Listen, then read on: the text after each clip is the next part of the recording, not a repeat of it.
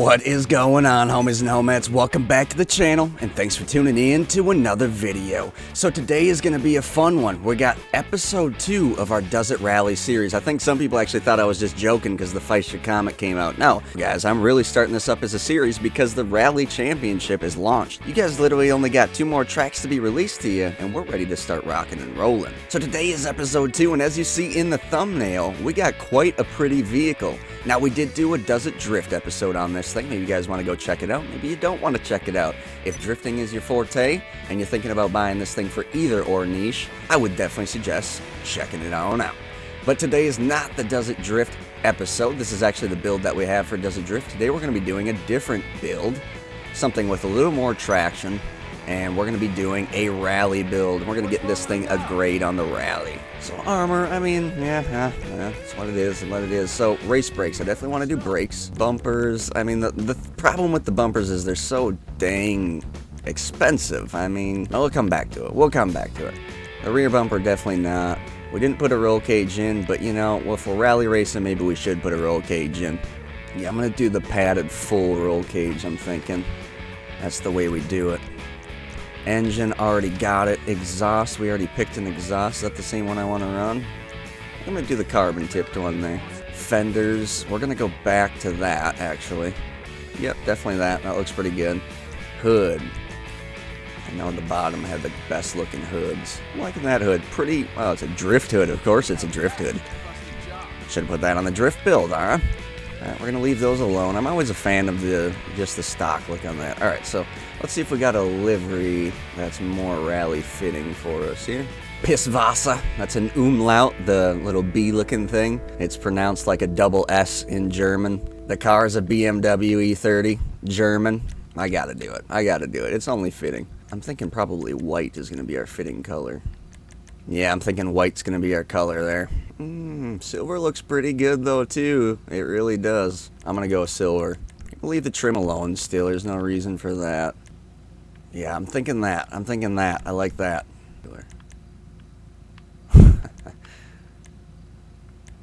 Alright, we want all the travel we can get, so we're going to go back to that stock suspension. Already got that stuff. The wheels, we also do not want to keep the muscle wheels. We would traditionally do off-road just because it's the stickiest. However, in the EMRA Rally Racing Championship, we're not enabled to that. We can't. So we're going to do the next stickiest on the list. That's going to be tuner. It's amazing how opposite you're going to set up a rally car as opposed to a drift car. Stickiest, everything's sticky. And then on the complete opposite. So it really does pay off so much to be up to date on the drift. I think we're going to run these. These look pretty decent. I think that's a little too gaudy. I'm going to do just a little smoke, you know, guard that sun from our eyes. That's going to do it for us on this build. So how we looking? We're looking pretty dang good. I'm digging it. I'm really digging the look of this rally build. Oh no. Look at that looks like the dang independence sign or whatever that is, the Iron Cross or whatever that dang thing is, the headlights I'm talking. Don't they look like little star logo? Not star logo. You know what I'm talking about. Let's go to the track. Here she is. Pretty decent looking car. I almost kind of wish I would have just went without the livery, but hey, it's okay. You can always take that off. It's only $25,000 waste, you know, no big deal. It's not like GTA money's, you know, super hard to get or nothing. Alright, so this is going to be round 4, the Marietta oil field. And no, you guys don't have this, but now you do, because look in the description. The link is right there, my friends. Alright, let's see how this thing rallies. I'm definitely curious.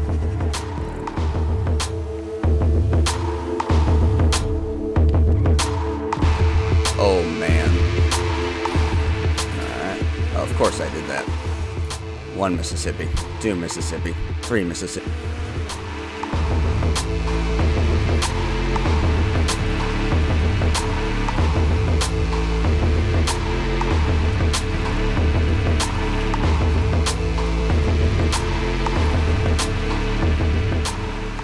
Yeah, I think I'm going to take the livery off. I think I really like the look of this car. And I'm going to take I went all out rally build, alright? Oh, don't do it. Alright. We'll part ways on the final build, though, for sure.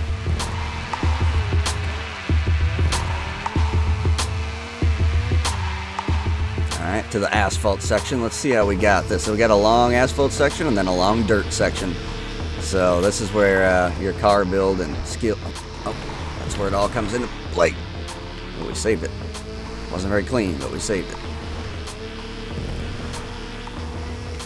You want to know something though, guys? I spent about an hour and a half trying to tune in the Pfister Comet. I can pretty much say currently there. Oh no, I was not lined up for that. I can say pretty much currently that there's no way it's going to be able to fit into the current. There's no way. It's too quick, too speedy. I'd have to nerf it so much. There's too much room for cheating. Meaning there's way too much stuff you can mess with just a little bit to make it so unnoticeable that you can still be cheating and only open it up when you... I just can't do it. I can't open that up. But this one, it's only taken me a little bit to really realize that, hey, this one fits right into that bill. It's a little quicker than the Sultan. Kind of a similar handling, something between, between the Sultan and the Kuruma as well. This is the point we had trouble with. A little more conservative there. Having troubles in some of the spin outs, but we're getting it. Ooh. There are some little tricks that I think, some little ways that you can, you know, some handbrake smashing, single gear drifting around some corners. I think that can really quicken your lap time around some of those quick ones. Oh, right over. I like that.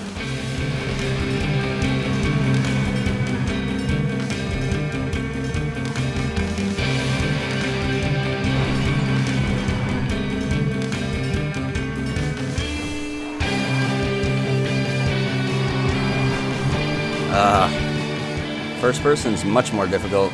What if we locked in first person for the rally series? How many people you think wouldn't be as nearly as competitive as they are right now? The problem is you wouldn't be able to do much of courteous racing. It would be so difficult to see who you ran into, or, you know, who's coming, or just being... Oh! That's so fun, though.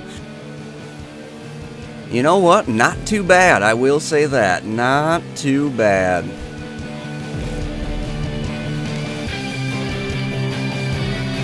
Oh! Now I'm trying to get spiffy.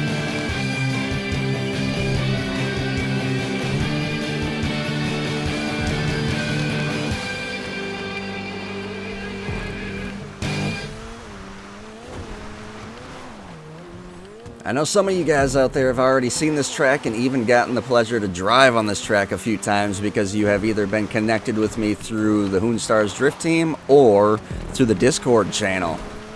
If you have chosen to be one of the 50 people right now that have already joined the Discord communication system, hey, thank you first off. Second off, if you haven't been, it's time to go join.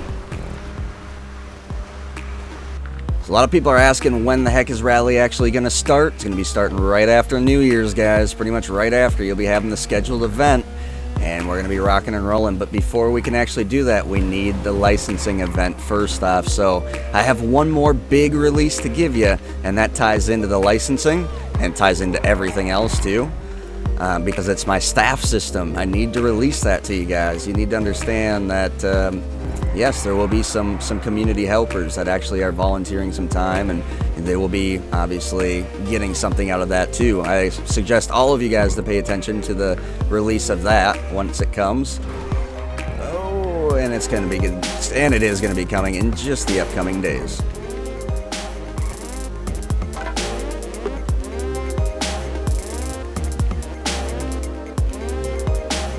Here we go through the Joker. Hope. Oh, man.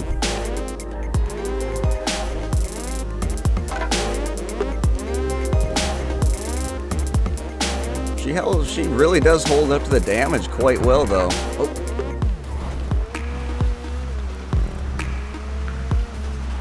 So let's give this thing a grade. So in this one, we judge it in 3 aspects just like we do in Does It Drift. This one is going to be controllability or handling, whatever you like to call that one.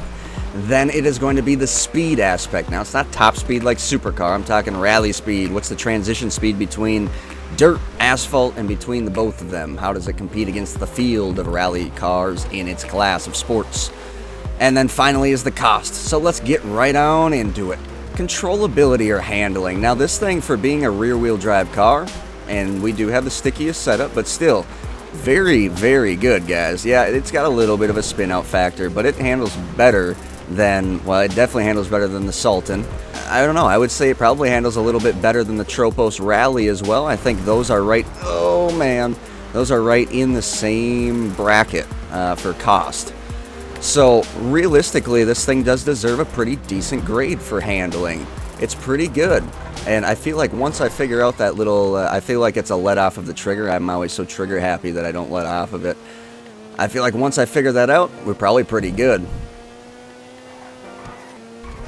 So for controllability, I'm definitely going to give it a, wow, what do you give it? I'm going to give it a 7.5, all right? I don't quite feel comfortable giving it an 8, but I'm going to give it a 7.5. That's going to bring us into speed. Now, speed's pretty quick, however, it's not at the top of the game. That's why it immediately makes me feel like, well, it's going to fit in because it's not the fastest. On the asphalt, it's not keeping up to the LG Retro. In the dirt, it's not keeping up to the Comet. Well, it's definitely not keeping up to the Comet, but I meant the Kuruma. The Comet actually isn't allowed in EMRA Rally Racing Series 1, so that's why I shouldn't have said that one. But the Kuruma, so it's not like it's the fastest anywhere on the field. However, it's going to be able to compete with the field. I should probably end it up right here and just hold on for a second. So it does deserve a decent grade, right about average. So I'm going to give it another 7, 7.5, 7, 7.5. It's right there. It deserves both of those. I guess if it deserves a 7.5, you give it. So did we give it a 7.5 in the first two or a 7? We'll do a 7.5, a 7.5 for 2, which brings us to 15. And that's bringing us into cost. So like I said, the Tropos Rally is going to be your contender in cost. If you're looking to spend right around 650,000 plus upgrades, here's the difference. This has probably about 4 to 6 times the amount of upgrades that you can do cosmetic-wise. When it comes to tuning and building a car for performance, you're only limited to the transmission, suspension, engine, turbo, spoiler.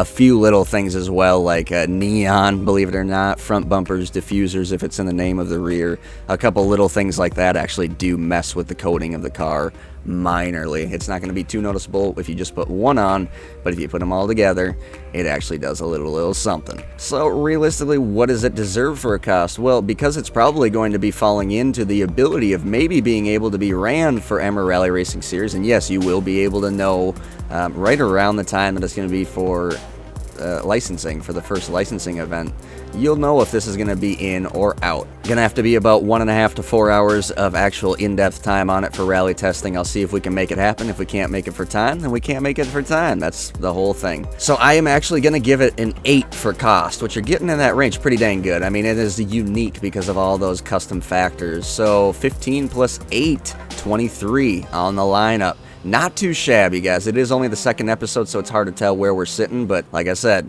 23 on the lineup for the Sentinel Classic. As always, guys, I appreciate all of you tuning in, liking, commenting, subscribing, sharing the videos. If you are sharing those videos, I hope you all stay happy, stay positive, and we will definitely speak to you next time.